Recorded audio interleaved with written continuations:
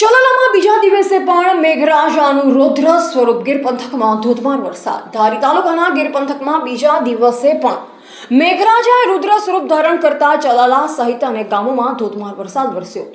વરસાદના પગલે ખેડૂતોને ગ્રામજનોમાં ખુશીની લાગણી જોવા મળી. ચલાલા, જર, ઢોલરવા, દહીડા, મોરજર, ઇંગોરાળા તેમજ વાવડી, કમી, કેરાળા સહિતના વિસ્તારોમાં સારા વરસાદથી ખેતરોમાં પાણી ભરાયા. ગામોના નીચાણવાળા વિસ્તારોમાં પણ વરસાદી પાણી એકત્ર થતા ચોમાસાનો માહોલ જામ્યો. વરસાદના કારણે વાવણી માટે અનુકૂળ પરિસ્થિતિ સર્જાતા ખેડૂતોમાં નવી આશા જાગી છે. લાંબા સમયથી વરસાદી રાહ જોઈ રહેલ ખેડૂતો માટે આ વરસાદ આશીર્વાદરૂપ સાબિત થયો છે. વરસાદ બાદ વાતાવરણમાં ઠંડક પ્રસરી છે અને સમગ્ર વિસ્તાર હરિયાળીની ચાદર ઓઢતો જોવા મળ્યો.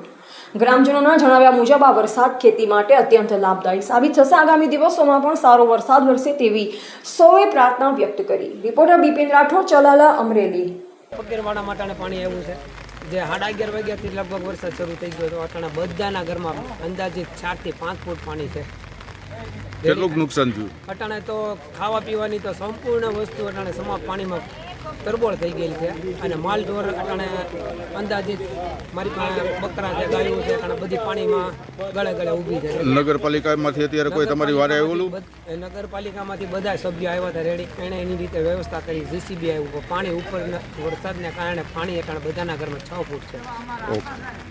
હિંમતભાઈ ડોંગા, ચલાલા નગરપાલિકા પૂર્વ પ્રમુખ અને હાલ અત્યારે નગરપાલિકા સદસ્ય વોર્ડ નંબર 1 માંથી. અત્યારે આજે જે વરસાદ વરસી રહ્યો છે, બરાબર, આજ 5 તારીખ 5/7/2026 અને ગઈકાલે પણ વરસાદ ધોમ પડ્યો. પણ આજે જે સવારથી વરસાદ ચાલુ હતો એમાં બપોરે 11:30 પોણા 12 પછીથી જે ચાલુ થયો અનરાધાર વરસાદ ચાલુ થયો. અને અત્યારે અમારા છલાલા અને અમારો મીઠાપુર ડુંગરી એમાં પણ ધોમ પાણી અત્યારે ભરાયેલા છે. કડકડ સુધી બધા રસ્તા રોડ રસ્તામાં પાણી છે. અને અમારા આ વોર્ડ નંબર 1માં અમારા ફકીરવાડો, પછી વોર્ડ નંબર 5, 6 અને અન્ય વિસ્તારોમાં જે નીચાણવાળા વિસ્તારોમાં ઘરમાં પાણી ઘૂસી ગયા છે. લોકોને ખાવાના જે અનાજ હતા, પછી પાગરણ હુવા બેહવા માટેની જે ચીજ વસ્તુ હતી એ બધી પલ્લી અને પૂરી થઈ ગઈ છે.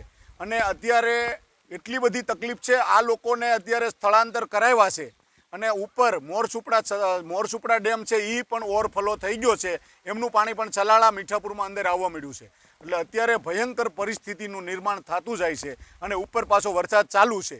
તો આ ક્યારે કુદરત રીઝે ત્યારે આ બધું આવું બધું હોય છે. તો અત્યારે અમારા આ જે વિસ્તારના જે નાના મોટા ગરીબ લોકો છે એમના માટે પણ સરકારને એક મારી વિનંતી છે કે આમાં પણ થોડીક જે કાંઈ ફૂલ નહીં તો ફૂલની પાંખડી એવી રાહત આપો.